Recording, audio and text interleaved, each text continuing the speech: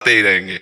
ऐसा कोई नहीं हारा, ऐसा कोई नहीं जीता कि जीवन भर जीता ही रहा है, नहीं, कहीं ना कहीं उसको भी मुंह की खानी पड़ी है। तो इसलिए हम प्रयास को निष्फलता देख करके ना छोड़ दें। सफलता और निष्फलता ये फल है, हमारा प्रयास जरूर होना चाहिए सफलता के लिए। और अगर निष्फलता आती तो हमें उदास भी नहीं होना चाहिए, फिर प्रयास करना चाहिए। सफलता चरण चूम लेती है प्रयास करने वाले को, पक्का। उत्साह संपन्न मदीर्घ सूत्रम क्रिया विधिज्ञम व्यसने सुशक्तम शूरम कृतज्ञम दृढ़ सौहृदय से लक्ष्मी स्वयं याति निवास है। तो स्वयं लक्ष्मी उसके घर में वास करने लगती है। जो कार्य करना है उत्साह संपन्न होकर, दीर्घ सूत्रम अभी करना है, कल के जो काम करना है वो आज करना है, क्योंकि पता नहीं कल मैं रहूं कि ना रहूं। आज मैं अभी इसी क्षण इस कार्य का अनुष्ठान करता हूं। क्रिया विधिज्ञम, हर क्रिया को विधि के अनुसार जानने वाला हो, और अपने जो व्यापार है, अपना जो कार्य है, उसमें आसक्ति चित्त होना चाहिए। व्यसने सुशक्तम, और शूरम, बलवान होना चाहिए। हृदय में कभी निराशा नहीं आनी चाहिए। कृतज्ञम, दूसरे के द्वारा किए हुए उपकार को मानने वाला होना चाहिए। लक्ष्मी स्वयं अपने आप आ जाएगी। हमें परेशान होने की जरूरत नहीं, हमें अपने कर्तव्य का पालन करने की जरूरत है। निराशा तो नहीं, सबको सफलता मिलती हो ऐसा ही नहीं, और हर बार असफलता ही होती हो ऐसा भी नहीं, तो हमें निराश नहीं होना है। मनुष्य शरीर अविनाशी, भगवान के अंश है। हम प्रयासरत रहेंगे, हम विजय प्राप्त करेंगे। नाम जप करते हैं, भगवान के आश्रित है, तो हमारे को सफलता मिलेगी। समझ रहे ना जी? महाराज जी प्रश्न है, आपने बताया माता पिता जैसे रहना चाहे उनकी सेवा करो। मैं सेना में हूँ, माता जी ब्रज क्षेत्र छोड़ के नहीं जाना चाहती जी। तो कभी कभी वो दवाई वगैरह कुछ ऐसे नहीं खा पाती, तो उनको फोन पे जैसे कुछ बोल दिया, आपने क्यों नहीं खाई, और कुछ बोल देता हूँ कुछ समय, लेकिन बाद में बहुत बुरा लगता है। अब आपकी सेवा भी ऐसी है कि आप माँ को साथ रख नहीं सकते। मान लो आप आर्मी में है तो कहाँ माँ को साथ रख पाएंगे, वो जाना भी नहीं चाहती साथ। हाँ, तो अर्थव्यवस्था से आप ऐसी सेवा करवाते रहिए जिससे उनको तकलीफ ना हो। अर्थव्यवस्था में सेवा तो कर रहे हैं महाराज, लेकिन मुझे दुख होता है कि मैं कभी उनको दवाई के लिए किस चीज के लिए बोल देता हूँ। नहीं, प्यार से बोलो। माँ है, अगर कटु बोलोगे तो उचित नहीं है। वो आपकी पूज्या है, इसलिए प्यार से, जहां तक हो सके प्यार से बोलो। बाद में पश्चाताप को ऐसा वचन क्यों बोलो। बहुत अभी गुस्सा आ रही, चुप हो जाओ, फिर थोड़ी देर बाद फोन लगा कर बात कर लो। प्यार से बात करो, वचन को मृदु बोलो, कठोर वचन मत बोलो, क्योंकि वो माँ है, वो पूज्या है। अगर वो नहीं भी खा रही तो भी हम प्यार से ही समझाएं बार बार, क्योंकि वो हमारी माँ है, हमारी परम पूज्य है। हमारे द्वारा कोई कटुवचन नहीं होना चाहिए। ठीक है जी। हर्षवर्धन सेन जी, मध्य प्रदेश। राधे राधे। राधे राधे महाराज जी, आपके चरणों में कोटि कोटि प्रणाम। महाराज जी, जिन्होंने आपको गुरु मान रखा है और उन्हें कभी एकांतिक में आपसे बात करने का सौभाग्य नहीं मिल पाता, वो आपसे कैसे बात कर सकते हैं? बस यही समय है, और तो ना मोबाइल रखते हैं ना मोबाइल से बात करते हैं। मन से बात कर सकते हो या एकांतिक में आके बात कर सकते हो। मन से तो बात की जा सकती है ना। आप एकांत शांत बैठिए और ध्यानस्थ होइए और बात कीजिए, तो आपको उत्तर मिल जाएगा। पर इतना एकांत और शांत मन होना चाहिए ना। पहले मोबाइल थोड़ी था, पहले तो इसी पद्धति से बात होती थी। ध्यान के द्वारा वो तन्मय हो गए और अपने गुरुजनों का दर्शन कर लिया, गुरुजनों से बात कर ली। रोज प्राय यही होता था। अब तो मान लो मोबाइल चल गया, आधुनिकता चल गई है, तो ये जितनी सुविधा है उतनी दुविधा भी तो है मोबाइल से। संसारिकता भी तो है उसी में। इतना लोग बिगड़ भी तो रहे हैं, गेम खेल रहे हैं, जुआ खेल रहे हैं, गंदी बातें देख रहे हैं, अपने जीवन को बर्बाद कर रहे हैं। हाँ, उसमें में सत्संग है, सत्संग सुन रहे हैं, आचरण सुधार रहे हैं, तो अपने जीवन को उन्नति के मार्ग में ले जा रहे हैं। बकाया संतों के लिए महाविष है मोबाइल। मतलब आज की आधुनिकता में इसके बिना काम चलेगा नहीं। सिलेंडर नहीं आएगा, जो गैस चूल्हा का आता है ना, मोबाइल से तो आता है। बड़ा मतलब योगदान है जीने में अब उसका, पर वो साधु के लिए जहर है, संतों के लिए जहर है। जैसे घर परिवार और नाना प्रकार की वासनाएं मिटाने के लिए तो बाबा जी बने। अब एकांत में छाती में लगाए मोबाइल तो सारी वासनाएं आप देख सकते हो, सब सुन सकते हो, तो आपका पतन हो जाएगा।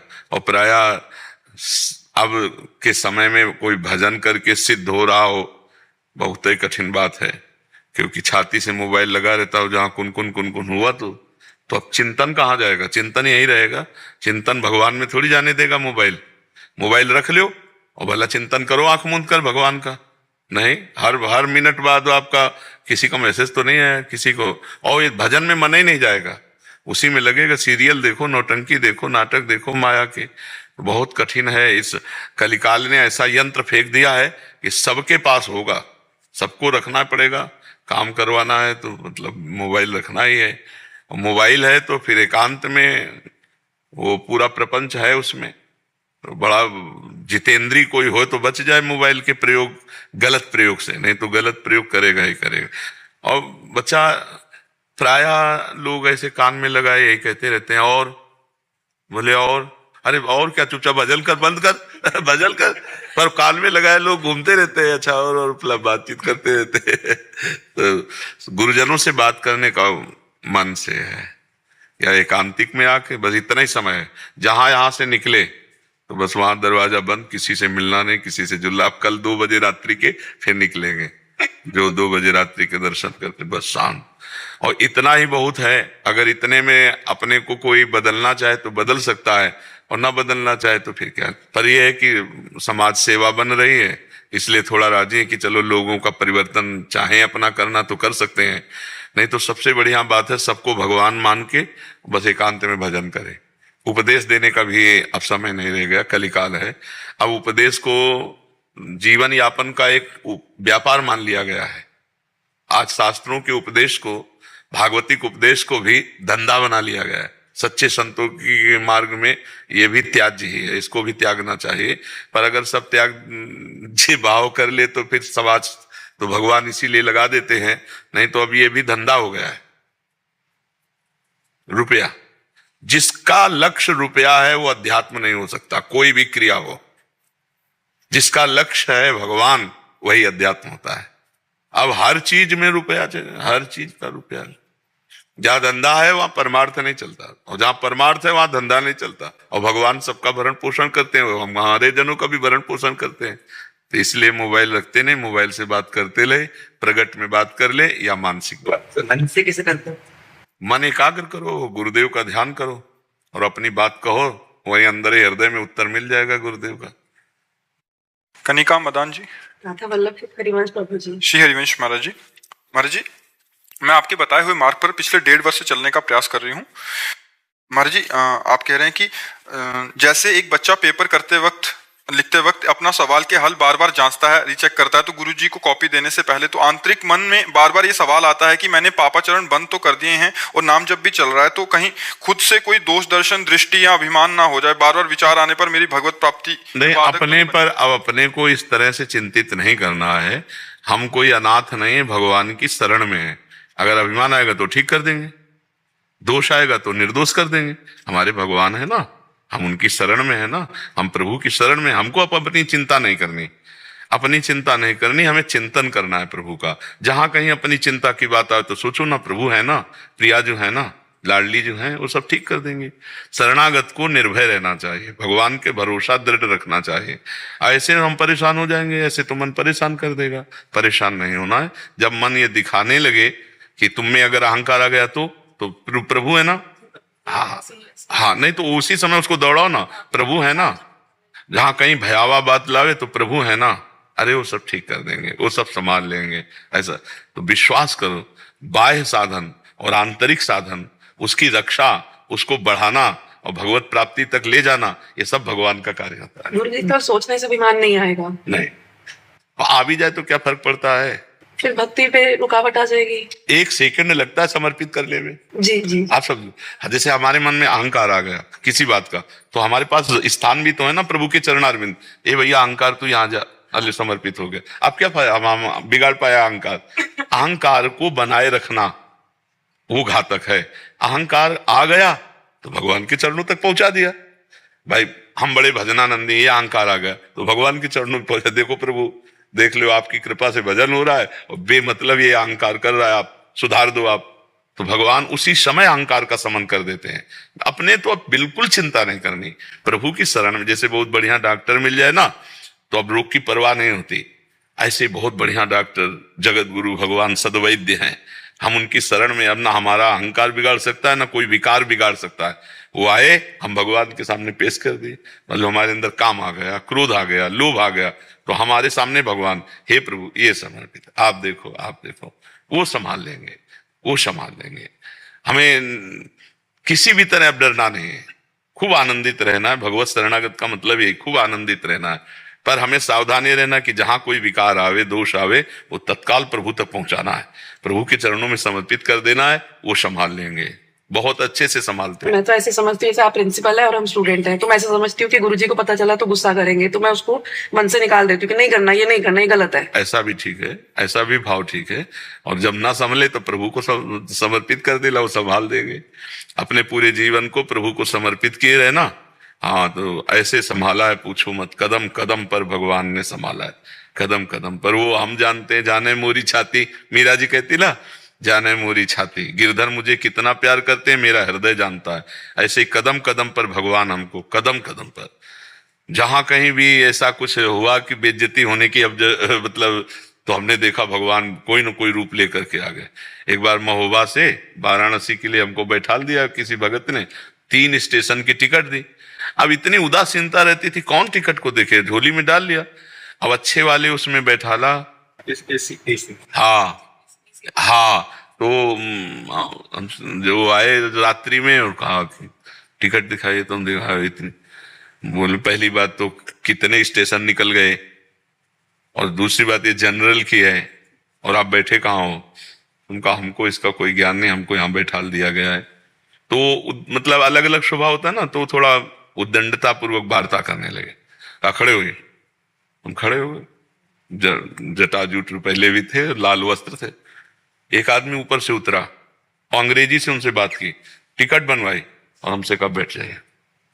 ये कौन था, क्या मतलब उस आदमी को, कोई मतलब नहीं, कोई राधे श्याम नहीं, मेरे भगवान थे। अवसर था ना, क्योंकि भगवान के साथ हो सकता है वो थप्पड़ दो थप्पड़ मार के उतार दे, अधिकारी है, उसका अधिकार है। लेकिन भगवान तुरंत उससे अंग्रेजी से बात की, और इतना बड़ा टिकट बनती है उसकी, जो एसी वाले होती है, कागज वाली, वो हमको टिकट दे दी, और हमसे कहा आप बैठ जाइए, आपकी वाराणसी की है, वाराणसी तक है, आपको कोई नहीं टोकेगा, आप बैठ जाइए। और फिर ऊपर जाके बैठ गए। तो भगवान कदम कदम पर हमने देखा, जहां कहीं जरूरत हुई, भगवान बाह्य और आंतरिक सब रक्षा वही करते हैं, वही संभालते हैं। राजू जी बेंगलोर से। राधे राधे महाराज जी, आपके चरणों में कोटि कोटि प्रणाम। महाराज जी, आप कहते हैं कि देहाभिमान गुरु की चरण सेवा से नष्ट होता है। महाराज जी, हम गृहस्थी में रहकर सरलता एवं सुगमता से देहाभिमान कैसे नष्ट? जो नाम है, मंत्र है, गुरु का दिया हुआ, उसी का निरंतर रटन करने से, जब हम बार बार नाम रटते हैं, जैसे 2 लकड़ियों के घर्षण से अग्नि पैदा हो जाती है, किसका प्रश्न है?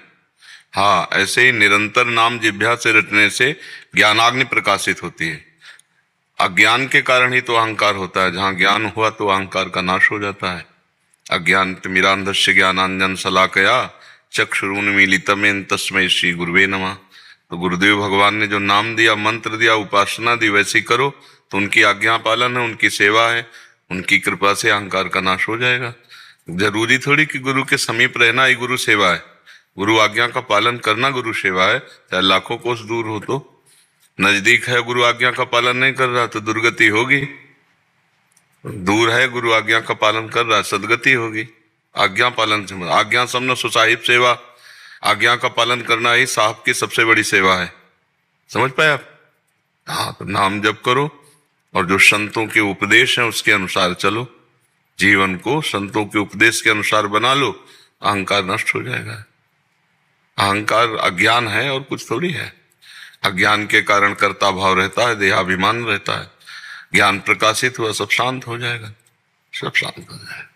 तो भगवान के आश्रित रहो, भगवान के भरोसे रहो, नाम जप करो, शास्त्र स्वाध्याय करो, सत्संग सुनो, पवित्र आहार और अपने कर्तव्य का पालन, अपने आप ठीक हो जाएगा। सब ठीक से चलो तो ठीक हो जाएगा, बेठीक चलोगे तो कभी ठीक नहीं होगा।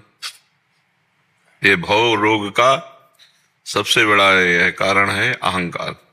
संसति मूल शूल प्रद नाना, सकल शोक दायक अभिमाना। समस्त शोक देने वाला यह अभिमान ही है। भगवान कृपा करें, अभिमान नष्ट हो जाए तो अभी आनंद की अनुभूति होने लगे। हृदय में ही आनंद सिंधु भगवान है, अहंकार का पर्दा लगा है केवल। मतलब सर्वश्रेष्ठ दिन एक जीवन का कौन सा होगा और क्यों होगा? वो जो इसमें भगवान का साक्षात्कार होगा वही सर्वश्रेष्ठ दिन होगा, और भगवान का साक्षात्कार करना ही मनुष्य जीवन का परम कर्तव्य है। इसलिए समझ पा रहे हो? सर्वश्रेष्ठ दिन मंगल इतवार सोमवार बुध से नहीं है, भगवत प्राप्ति से है। वही घड़ी वही दिन वही जाकर नाम सुनत शुभ होई, मोरे गृह आवा प्रवेश होई। परमानंद पूरी मन राजा, कहा बुलाए बुलाओ बाजा। आनंद सिंधु भगवान हृदय में प्रकट हो गए। वही सबसे बढ़िया दिन है, वही सबसे मंगल है। नहीं महाराज जी, बस यही पूछ रहा था कि हम गृहस्थी में हैं, हम अपना कारोबार काम करते हैं, हाँ, कारोबार करते हुए भगवत प्राप्ति हो जाती है। ये तो मौका हमें नहीं मिलता है। अगर हम कोई गलती करते हैं तो अगर गुरुदेव महाराज ने डांट प्रचार लगाएंगे तो हमारा आपके हृदय में बैठे बच्चा, आप गलती करोगे तो देखना अंदर ही आपकी जलन पैदा हो जाएगी और आएगा कि मैं गलत कर रहा हूं यार। आता है कि नहीं? तो बस मान लो, अगर इतनी दूर की बात मान लोगे तो नजदीक पहुंचा जाओगे। तुम्हारे हृदय में ही गुरुदेव बैठे हुए हैं। शरीर तो शरीर के पास रहने पर भी दूरी ही है, हृदय में ही गुरुदेव बैठे हुए हैं। आप जहां गलत करना चाहोगे वहीं डांट लग जाएगी, हे गलत कर रहे हो, इससे तुम्हारी हानि हो जाएगी। आता है ना हृदय में? तो कुछ गलती हो जाती है, ग्लानि होती है। गलती के पहले उपदेश होता है, आप ध्यान से देना। जब कोई गलती होने वाली होगी उसके पहले उपदेश है, गलत है, होश में। बस मान लो बात, शुरू से हम कह रहे हैं, मान लो बात, सब काम हो जाएगा। गृहस्थी और विरक्ति का कोई भेद नहीं है। ये दोनों दो मार्ग हैं भगवान की प्राप्ति के लिए।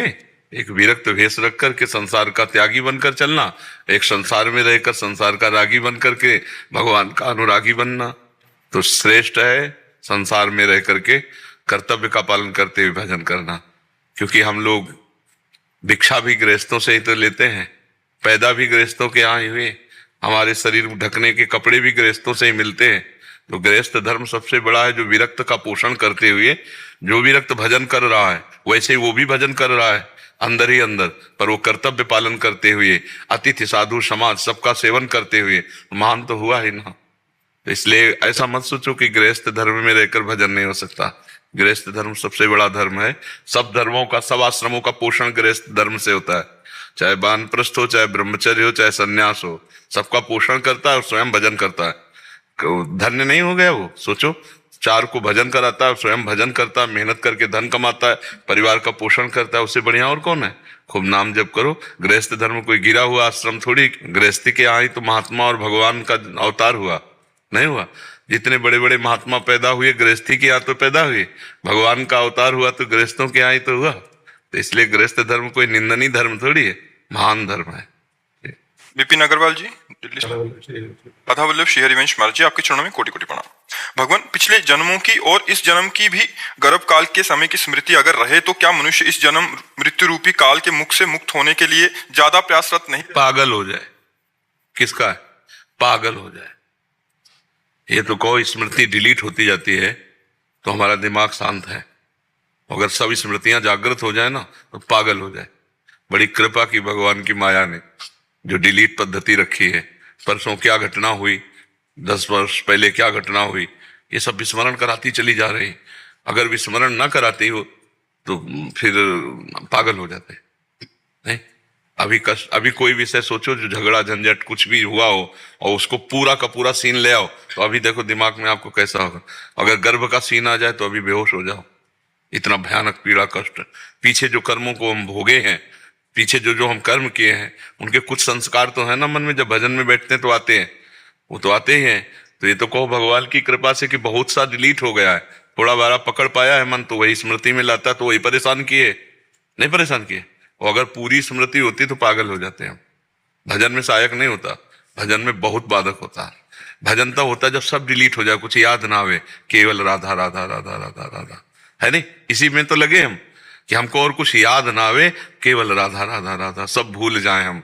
और तुम कहते हो सब याद, अगर सब स्मृति आ जाती तो हालत खराब हो जाती, पागल हो जाते, नहीं हो जाते? विचार करके देखो, अगर घटना प्रति घटना हर चीज हमारे सामने है तो हमारी बुद्धि खराब हो जाती है। अभी तो सब डिलीट होता चला जाता है। परसों शाम के क्या खाया ये भी याद करना पड़ेगा, परसों वाली बात, कि परसों शाम के अच्छा ऐसे ढूंढना पड़ेगा। और फिर कि हाँ हमने ये खाया, तो ये तो कृपा कहो कि वो डिलीट लगा हुआ है, साथ में सब डिलीट करता जाए, नहीं सब भर जाए दिमाग में, भ्रष्ट हो जाए, दिमाग के भ्रष्ट हो जाए। ये बड़ी कृपा है भगवान की जो स्मृतियों का अपहरण कर लिया। अब जब भजन के बल से पूर्व स्मृतियां जागृत होती है तो भजन बल रहता है उसमें, इसलिए उसको गिरा नहीं पाते। तो इसीलिए उसको रख दिया गया है, सब स्मृति है। अभी आप 10 जन्म की बात देख सकते हो पर भजन बल हो आप में, तो जब भजन बल आ जाएगा तो पागलपन थोड़ी चढ़ पाएगा। फिर तो ज्ञान विज्ञान संपन्न वो देख रहा है, वो अभी सब स्मृति आ जाए तो पागलपन चढ़। पूर्व का किया हुआ कोई कुकृत्य है दिमाग में आता है, परेशानी पैदा कर देता है ना। तो यहाँ तो लाखों कुकृत्य किए हुए हैं, वही सब रील चलती रहे तो फिर भजन क्या हो पाएगा।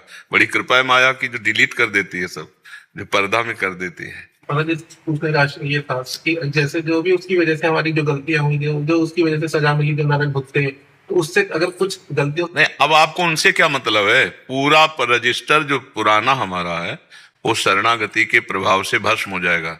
आपको उसका हिसाब करने की ताकत नहीं है। जो क्रियमाण है वर्तमान में उसे तुम्हें केवल संभालना है। जो भूत निकल गया उसकी चक्कर में हमें नहीं पड़ना, वो हमारे प्रभु संभालेंगे। तुम्हारी ताकत नहीं है कि तुम अपने संचित कर्मों का हिसाब कर सको। तो प्रारब्ध भोग तो आ ही रहा है, क्रियमाण को हम संभाल रहे हैं भगवान के बल से। राधा राधा राधा, अच्छे आचरण, पवित्र आचरण, संचित को भगवान संभाल रहे हैं। हमारा काम बना बनाए, हमको क्या चिंता करनी है। आप थोड़ी संभाल सकते हैं। महाराज जी, इनका कहने का भाव ये लग रहा है मुझे कि मन डरता नहीं है, मन डर जाए तो भजन में लग जाए कि इतना कष्ट भोगा। कुछ डरना नहीं, रोज लाठी चलती है और जब छूटते हैं ना तो फिर वही करते हैं। मन ऐसा वैसा सामग्री से नहीं बना कि एक बार के थप्पड़ से डर जाए या 1000 बार के थप्पड़ से डर जाए। नहीं, ये बहुत बहुत ये डरता है भजन से, सिर्फ भजन से। डट के भजन का, भजन से डरता है। आप देखो भजन में लगाना शुरू करो, अभी जलन पैदा करेगा, अभी दुनिया का सब। ये डरता है भजन से और किसी से नहीं, अधीन होता है भजन से। भजन में लगो, खूब नाम जप करो, ऐसे न लगे चिल्ला चिल्ला के करो। ये स्वाभाविक नहीं लगेगा, इसको जबरदस्ती लगाया जाता है भजन में। और जब भजन में इसको स्वाद मिल जाता है तब फिर नहीं हटता है। जब तक भजन का स्वाद नहीं मिलता था तो तब विषय स्वाद पाए हुए तो भागता रहता है, विषयों में भागता रहता है। इसलिए इसको जबरदस्ती लगाना होता है। भगवान जो विधान किए बहुत अच्छा किए हैं, मतलब वो हमारी तुम्हारी सलाह की थोड़ी जरूरत है। अरे भगवान ज्ञान समुद्र है, त्रिकालज्ञ है, सर्वज्ञ है, उनका जो विधान होता है बहुत अच्छा होता है। हम लोगों के लिए बहुत अच्छा किया है वो जो डिलीट लगा दिया है। अगर डिलीट न लगाए होते तो बहुत परेशानी हो जाती है। हाँ, मन तो अगर सोचो कि दुख में आकर मन ये इतना बदमाश है कि इसकी हालत ऐसे समझो कि जैसे सांप के मुंह में मेढक है, आधा है, आधा मेढक मुंह में आ चुका है, बस झटके में अंदर हो जाएगा। पर मेढक आगे पतिंगा खाना चाहता है। उसको यह पता नहीं है कि मैं खुद काल का ग्रास बन चुका हूं और वो आगे पतिंगा खाना चाहता है। ऐसी दशा मन की है कि खुद जो है वो अपनी रक्षा कर नहीं सकता है और हमें भोगों में फंसाने के लिए और ले जा रहा है, और वो फंस चुका है।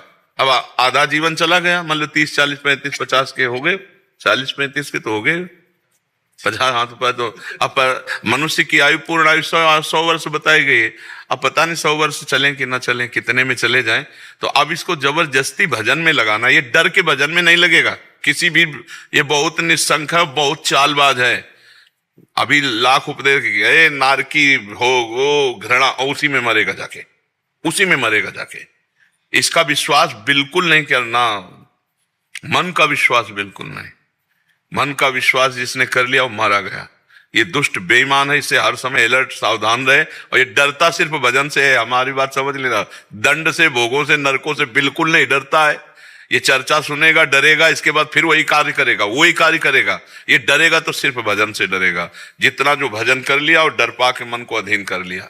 भजन नहीं तो मन डरपने वाला नहीं, लाठी डंडा से डरपने वाला नहीं। बहुत खतरनाक है, बहुत खतरनाक मन है। पिट लिया है तो कहते एक बार पिट लिया, बार बार थोड़ी पिटना है, कोई बार बार थोड़ी फंसना है। फिर फंस गया तो फिर पिट लिया, अब तो वो पुष्ट होता जाता है। इससे ज्यादा थोड़ी कष्ट मिलेगा, वो और बलवान होता जाता है। ये मरेगा तो सिर्फ भजन से मरेगा। मन मार्या तन बस में की ना हुआ भरम सब दूर, बाहर से कछ दिखत नाही अंदर चमके नूर। आपो त्याग जगत में बैठे नहीं किसी से काम, उनमें तो कछु अंतर नहीं संत कहो चाहे राम।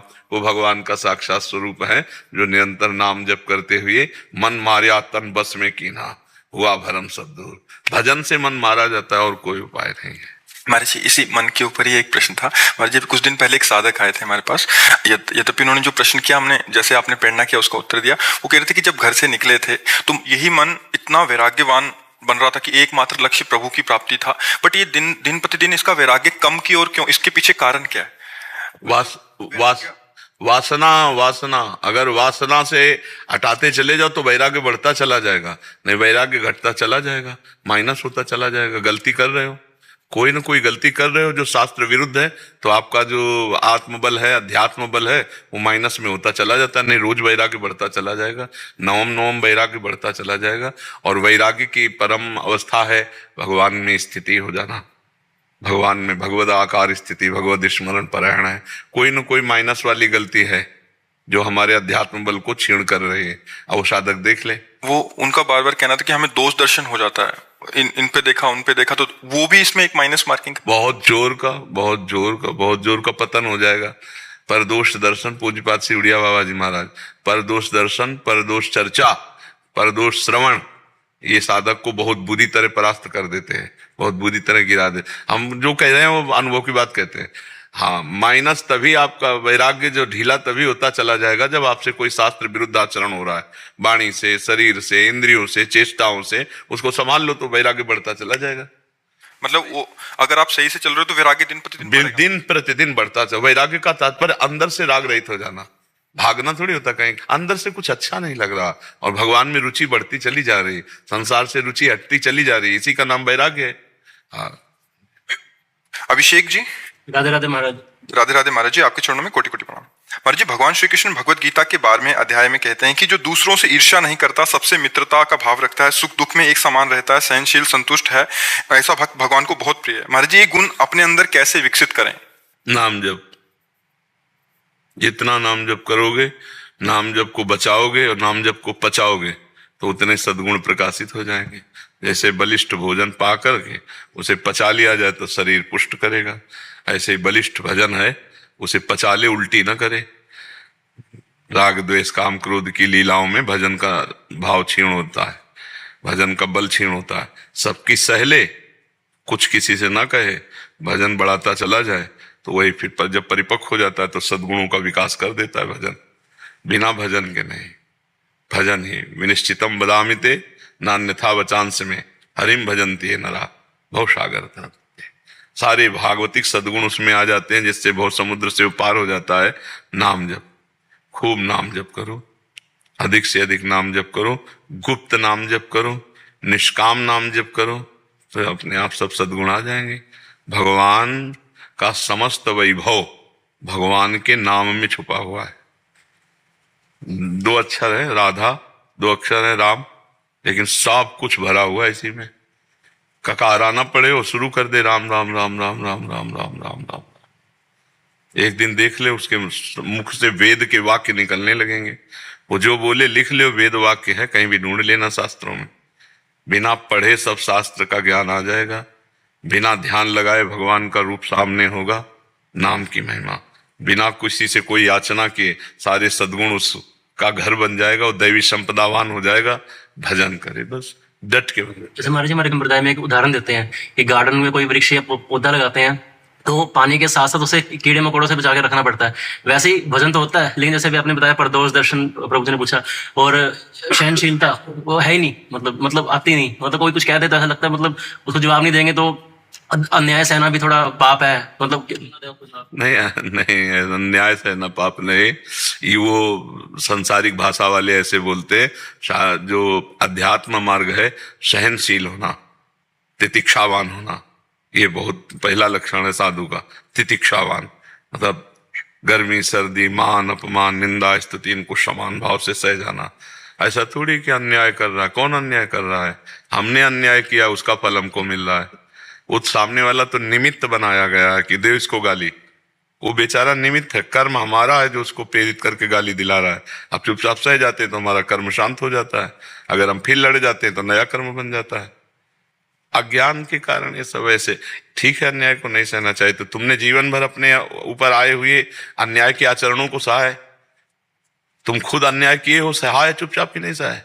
कितने अन्याय किए हो? अभी इसी जीवन में अन्याय का मतलब होता है शास्त्र विरुद्ध आचरण। न्याय मतलब शास्त्र के विधान के अनुसार चलना। तो शास्त्र विरुद्ध आचरण कितने किए? तो सहे ना चुपचाप। अगर ना सहे होते तो अभी अंदर से आपके ज्वाला हो जाती और सबके बीच में कह देते मैंने पाप किया है, मुझे दंड देना चाहिए क्योंकि मैं अन्यायी हूं, मैं अन्याय सहन नहीं कर सकता, ये मेरे अंदर अन्याय है। सहन कर लिए, कोई जान नहीं पाया चुपचाप। और जब उस अन्याय का फल आपके ऊपर आ रहा है तब कह रहे हो वो अन्यायी है, उसको दंड दे दे, नहीं तो फिर वो अन्याय बढ़ता चला जाएगा। बड़ा सूक्ष्म है अध्यात्म बच्चा। भगवान को साक्षी करके देखो तुमने कितना अन्याय अंदर से किया, और क्षमा करते रहे कि नहीं करते रहे अपने को, तो अब दूसरे का नंबर आया है, तब उसे भी क्षमा करना सीख जाओ। क्षमावान ही भगवान को प्रिय है। अद्वेष्टा सर्वभूतानां मैत्रः करुणैव च निर्ममो निरहंकारा शम दुखा सुखा समी। ये अध्यात्म है बच्चा, ये सब संसार अहंकार की बातें हैं। अध्यात्म अमृत है, अमृत एकदम शांत प्रेमामृत, सब सह जाए वही महात्मा। साय सो साधु सहत सहत बाढ़े भगत गृह तन गुरहित गात। जो जितना सह गया उतना ही महान हो गया, समझ रहे ना। हाँ, लड़ना झगड़ना मार पीट ये सब धर्म नहीं कहता। जिसको देखो निंदा ही करता रहता है एक दूसरे की, और सब में हरि है, सब स्वरूपों में भगवान विराजमान। ये एक दूसरे की निंदा, एक दूसरे धर्म की अवहेलना, ये सनातन धर्म का ज्ञान ठीक नहीं है, इसलिए ऐसा किया जाता है। सनातन धर्म कोई भी शरणागत होकर आ जाए, भले हमारा गला काट जाए, लेकिन उसकी हानि नहीं होने देंगे। सनातन धर्म को देखो, कबूतर गोद में गिर गया तो शिवी महाराज ने काट काट के शरीर अपना रख दिया, लेकिन कबूतर का हानि नहीं होने दी। ये हमारा सनातन धर्म है, ये हमारे सनातन धर्म को जानने वाले लोग हैं। देवताओं के कार्य के लिए अपने हड्डियों को दे दिया, दधीच जी ने पूरा जीवन दे दिया। हड्डियों देने का मतलब पूरा जीवन दे दिया। सनातन धर्म बहुत बड़ा धर्म है, बहुत महिमामय है। नाम जप करो तब सब सद्गुण अपने आप आ जाए। ये हमने जीवन में सार बात पकड़ी है, नाम जप। इसलिए हमारे हर प्रश्न का उत्तर नाम जप होगा। नाम जप करो, नाम जप, उसी सब ठीक हो जाएगा, सब पक्का हो जाएगा। नाम जप नहीं तो सब बकवास है, कुछ नहीं। चाहे जितना प्रवचन कर लो, चाहे जितना प्रवचन सुन लो, प्रवचन सुनने और करने से माया पर विजय प्राप्त नहीं कर सकते। राम राम कहने से, कृष्ण कृष्ण कहने से, राधा राधा कहने से माया पर विजय प्राप्त करोगे। बस ये बात समझ में आ जाए तो बस है। भजन नहीं करने देगा मन, और सब दुनिया का नाटक रच लेगा। भजन कर ले तो मन पर विजय प्राप्त कर लिए। जो मन को चेला बना ले वही जगत गुरु। मन को चेला बना ले अपने, वही गुरु है, वही जगत गुरु है। और खुद मन के चेला बने हुए है तो गुरु किस बात के? गुरु वही जो मन को चेला बना ले। शशांक वर्मा जी मुजफ्फरनगर से। राधे राधे। श्री राधा वल्लभ श्री हरिवंश महाराज जी। महाराज जी आपके चरणों में कोटि कोटि प्रणाम। महाराज जी ऐसा कई बार होता है कि किसी को अपनी बात समझाते हुए अगर उन्हें वो बात समझ ना आए या वो लोग अपनी ही बात पर अड़े रहें तो क्रोध आ जाता है, और क्रोध करके खुद को फिर बाद में बुरा लगता है। ऐसे में अपने आप कामा को कैसे- संजायते क्रोधा, कामना की पूर्ति ना होने पर क्रोध हो जाता है। तो हमें लगता है कि कहीं ना कहीं हम अपनी स्वार्थ बुद्धि की प्रधानता रखते हैं, तब क्रोध आता है। अगर परमार्थ बुद्धि की प्रधानता रखकर आपको उपदेश करते हैं, आप नहीं मानते हैं, तो उत्तर अंदर से ही निकलेगा, जैसी भगवान की इच्छा। हमने तो प्रयास किया कि आपका अहित ना हो, आपका मंगल हो, लेकिन आप नहीं मान रहे, तो जैसी भगवान की इच्छा। आपको मानना ही चाहिए। ये हमारी तब क्रोधात्मक वृत्ति आएगी जब हम किसी स्वार्थ से जुड़े हुए हैं। अंदर हमारे स्वार्थ में बाधा पड़ रही, तो लग रहा है ये बात नहीं मानेगा तो उसकी पूर्ति नहीं होगी स्वार्थ की। वो कोई भी हो, परिवार का हो चाहे बाहर का हो, जहां हमारी कामना की पूर्ति में बाधा पड़ेगी वहां क्रोध आ जाएगा। तो हमें चाहिए कि अगर हम दूसरे के सुख के लिए कामना करें तो क्रोध नहीं आएगा। जहां अपने सुख की कामना में बाधा पड़ेगी वहां क्रोध आ जाएगा। लेकिन हम जैसे आपको उपदेश कर रहे हैं, आपके मंगल के लिए कर रहे हैं, और आप फिर नहीं मान रहे, तो हम हंस कर कह देंगे जैसी भगवान की इच्छा। क्योंकि हमने तो प्रयास किया आपको बचा दें, लेकिन आप नहीं बचना चाहते, तो भगवान का विधान जैसा। क्रोध नहीं आएगा। क्रोध तब आएगा जब हम किसी स्वार्थ से लिप्त होकर आपको उपदेश कर रहे हैं, अब उसमें बाधा पड़ रहे हैं, फिर वो एक क्रोध आ जाएगा, क्योंकि वो अपनी स्वार्थ पूर्ति के लिए कर रहा है, चाहे वो परिवार से हो चाहे बाहर हो। तो हमें चाहिए कि स्वार्थ को परमार्थ में बदलें। अगर हम स्वार्थ बुद्धि का त्याग कर दें तो बहुत मंगलमय हो जाए। और क्रोध से हानि अपनी ही होती है, अपना हृदय जलता है। और अगर कोई क्रोध से क्रिया हो गई तब तो बड़ी आपराधिक क्रिया भी हो सकती है। मान लो माता पिता के ऊपर हाथ छूट सकता है, पूज्य जनों को हम अशुद्ध शब्द बोल सकते हैं, या हम हिंसात्मक भाव में उतर सकते हैं। तो इसलिए क्रोध को तो पीना चाहिए, अंदर ही अंदर शांत एकदम, गुस्सा नहीं। महाराज जी अगर हम किसी अधिकार क्षेत्र में हैं तो अपने जो हाँ, अगर उस अधिकार क्षेत्र में हमें जो अधिकार सरकारी मिला हुआ है तो उसे क्रोध नहीं, उसे अपने पदाधिकार का प्रयोग कहते हैं।